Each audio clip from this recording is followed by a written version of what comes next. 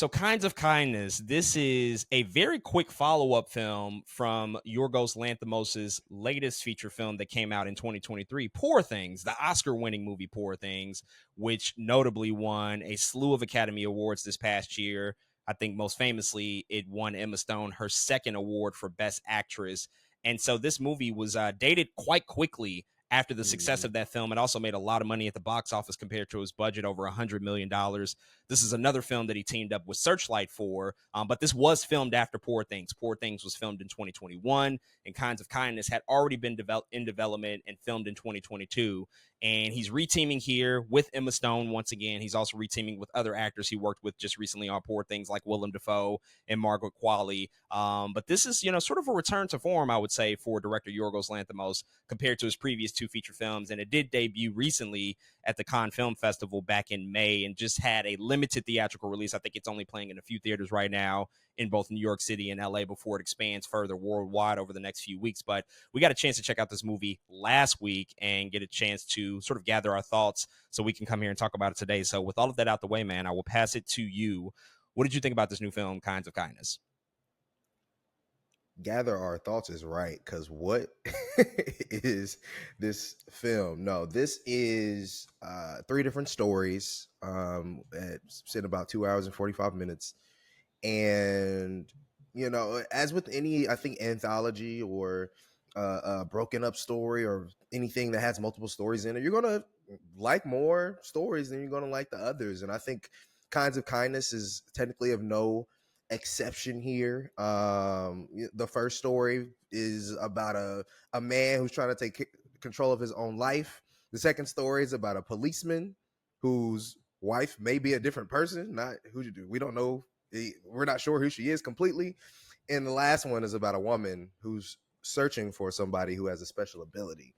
And so, the more I think about just Kinds of Kindness and the themes that it presents, I think I like exactly what Yorgos was going for. Yorgos is a weird director in terms of some of the stories he tells, and some of I think the things that he's tackling in his work. He's always kind of been that person. I mean, if you've ever seen some of his older works, Dogtooth and In the Lobster, all of those are very, very weird works, but they're all work as well for the most part.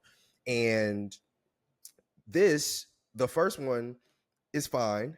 I think the more I think about it, the more I like it. The second one, I don't know if I like it that much, because I don't think he drops me off at a place that I wish I was dropped off at. It can be, I think, a little too over my head. Trying to think about, okay, now what exactly did the second one mean? But it's all entertaining. I think all of the three of them are entertaining. The first one is way too long to me. Shoot, 2 hours and 45 minutes is crazy. There's a couple times I was sitting there like, ooh, this is kind of exhausting sometimes, because you're in that weird place with Yorgos Lanthimos for a very long time, and I think after coming out of a Poor Things, which is it is weird, but it is just one straight story. It's not 2 hours and 45 minutes, and then coming into this, it's definitely different, a different landscape, given what he had done before. And so Emma Stone is still phenomenal. I'm really glad Yorgos got to work with Jesse Plemons. It's like, hell yeah, get Jesse Plemons. I hope he gets another Jesse Plemons into another film that he does. And then Willem Dafoe is still having a blast. I think that dude has been having so much fun in every role he's been taking. What more can we say about him, man? He's just absolutely phenomenal, man. But this film, it you'll leave the theater very confused. I'll say that. But I think overall, having fun with stories, having fun with acting, and I think it may be one of my least favorite works from him because of the way it's structured, because I didn't like all three. But overall, I still enjoyed myself, and I think I'll hold on. I think to some of these ideas in what Kinds of Kindness was supposed to mean, for a while. It's something I'll continue to think about.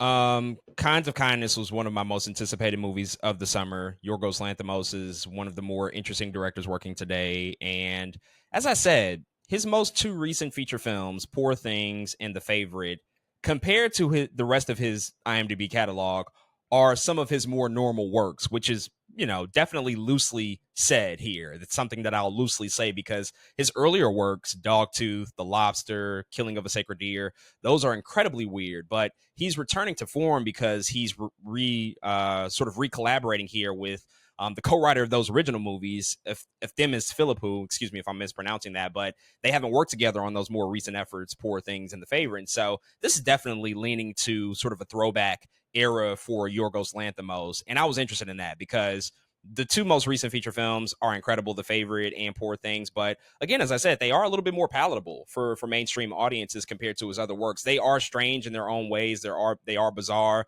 but they also still have those absurdist black comedy elements that he typically imbues throughout his movies. But at the end of the day, they do follow more traditional linear structures and stories. This one here, with Kinds of Not Kindness, it is an anthology film that's telling three different stories. And I think him and his co-writer, they probably ran into a situation where they didn't have enough thematic material to make this one cohesive narrative.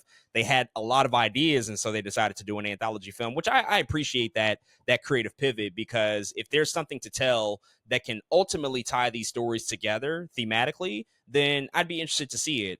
For me, the first one, The Death of RMF, which is the first story, it's primarily led by Jesse Plemons, but he's involved in a very, very sort of controlling relationship with his boss. And ultimately, this whole movie is about control. It's about control from outside forces. It's about how you can return to elements of control, even though you might have gotten away from them, and how you lead your life with a controlling figure or a controlling presence in your life, and how that influences the decision that you make. For me, actually, the first one was the most effective. I think it was the most satisfying and effective one, just because a lot of people go through that. A lot of people are in workplace situations because that's when that particular story is focusing on an employee and his boss, and how his boss really runs his life, and how he's just sort of at his beck and call to do whatever. I thought that was incredibly effective, just because we see how far that can really go. We can see the lengths that somebody would stoop to in order to seek approval, and how at the end of the day, that's still not enough. It doesn't measure up to what that person has over you. And I thought Jesse Plemons in that one was extraordinary. We've seen a different register out of him in this movie, in this short film in particular, that we rarely see from him. He often portrays sometimes a more stoic figure. There's always something behind his eyes, something always very off about Jesse Plemons in the movies that he's in. He can portray a really sinister, believable sinister figure very well. If you've seen Civil War from this year, that's a great example. His character in Breaking Bad, an absolute demon. Like, he knows how to hit that. But here, he's actually somebody who's vulnerable and susceptible to control and susceptible to being abused by it. And I thought that was really effective. The second one, which again is also primarily led by Jesse Plemons, which I will say a lot of the actors in this movie, they are in the same stories each of the three times, but portraying three different characters. That one is the least effective to me. I will agree to that, just because I think from a thematic standpoint, it doesn't tie in as well with that theme of control. There is an element about somebody entering your life and how they can take control of it, and how they can ultimately influence where things go from then on. But I don't know if it really hits any registers that are emotionally impactful all that well, because I don't know how many people would even go through a scenario like that. It's a pretty fantastical scenario that's made up here to make that story make any sort of sense. And by the end of it, I don't think that there's really any true payoff. It's a pretty dour ending, and something that doesn't really feel as emotionally rich as I think the first one felt. And then the last one, which is not primarily led by Jesse Plemons, he's in that one, but it's mostly led by Emma Stone. She really kind of steps up and takes the lead here. It's about her presence in a cult, and how that cult controls her life, and how basically this mission that she's on has sort of led her on a downward spiral in a very, very quick manner.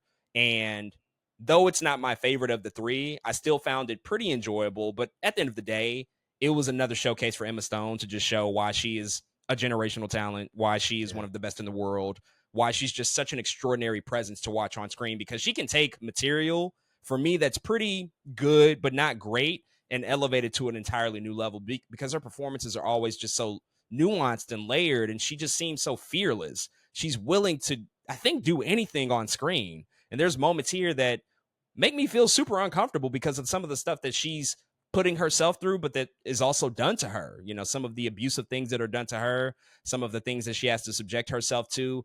And that stuff really, really resonates. And I think it makes me remember this movie in quite in quite startling ways that otherwise I wouldn't with a lesser actor or somebody that's just not quite as talented as her. But because she's so extraordinary at what she does and she's a captivating presence, she truly elevates this third short film to a level that otherwise I would just call it pretty average at best. But I think she actually makes it quite good.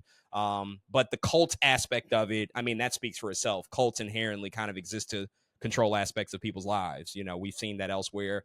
This third one started to kind of give me Once Upon a Time in Hollywood vibes mixed with Midsommar. You know, these groups that you enter into and you don't exactly know what you're signing up for, but then you become very swayed by their ideologies and before long you become just wrapped up in it and become consumed by it. And if you lose it, what does that look like? Which is a question that this movie tends to wrestle with as it approaches its end. But you know, at the end of the day, I think that the big drawback is the fact that they just don't make these connections as strongly as they could. I think that Yeah. that's really the big drawback of the film. It's certainly not to the level of Poor Things or The Favorite for me. But I do think the more that I think about it, the more I do like the movie. And upon rewatch, I'm interested to see how my feelings towards it may shift. But I do think that this is going to be more of a challenging movie that won't win as many audience members over as his previous two films, because it's just, at the end of the day, it's just not as palatable. It's super long. 2 hours and 45 minutes is just it's a strong ask for anybody for any story. That's just the reality of it. And because you have to go through this consistent, okay, now we're starting again. Okay, now we have a new starting point again. Like that always just takes away momentum in a movie at the end of the day. Yeah. Like anthology films are always just so risky because you can't build up the momentum that you would with just a linear story when you're not resetting and introducing new characters. That's always just going to be a drawback of anthology films at the end of the day. But overall, I love that we got the chance to, see the movie and that he took the swing here. Obviously, Yorgos Lanthimos has a lot of power in Hollywood now, as he should. He has the ability to kind of make whatever he wants now. He's brought a lot of success to his partners, to the actors that work with him. So I'm super excited. And he will be working with Emma Stone and Jesse Plemons again. They've already signed on to his next feature film. I think it's called Begonia, which is going to come out very soon here. Of So course it is. sign me up. I'm here for it. Those are two just extraordinary talents, and they have great chemistry with each other as well, as we saw exhibited in this movie. So can't wait to see Yorgos' next film. But folks, those are all of our thoughts on the brand new feature film Kinds of Kindness from director Yorgos Lanthimos. If you get a chance to check this out, hit us up and let us know what you think.